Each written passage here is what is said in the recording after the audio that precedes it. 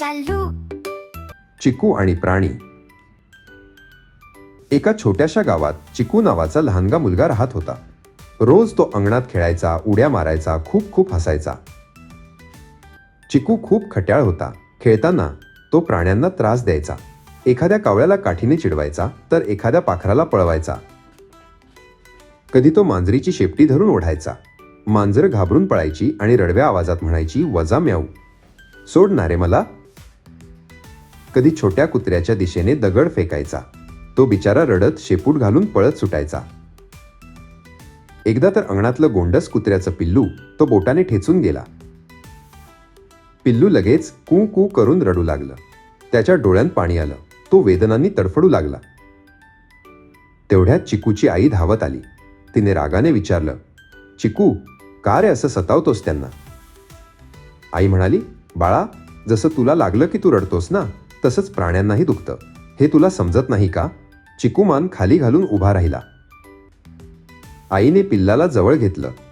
त्याच्या पायावर तिने मलम लावलं. प्रेमानं पांढरी पट्टी बांधली. पिल्लूचं दुखणं थोडं कमी झालं आणि तो हळूहळू शांत झाला. आई गोड स्वरात म्हणाली, वजा प्राणी आपले मित्र आहेत. ते आपल्यासोबत असतात म्हणून त्यांच्यावर प्रेम करायला हवं. थोड्या वेळात पिल्लू बरं झालं. ते आनंदाने उड्या मारू लागलं. गावातले सगळे मुलं टाळ्या वाजवत त्याच्याकडे बघू लागले. पण चिकूला अजून धडा समजला नाही. परत एकदा त्याने रस्त्यावर चालताना मांजरीची शेपटी ओढली. तो खिदळत म्हणाला, मजाच आहे ना. मांजर मात्र रागाने त्याच्याकडे पाहत राहिली. एके दिवशी चिकूला नवी सायकल मिळाली. तो जोरजोरात गावभर सायकल चालवू लागला. अचानक त्याचा तोल गेला आणि धाडकन तो जमिनीवर पडला रडत. गुडघ्याला जोरात लागलं. तो रडत ओरडू लागला, आई ग. आई धावत आली. तिने त्याला उचलून मांडीवर बसवलं. आईने मलम लावलं, पट्टी बांधली. चिकूचं दुखणं थोडं कमी झालं.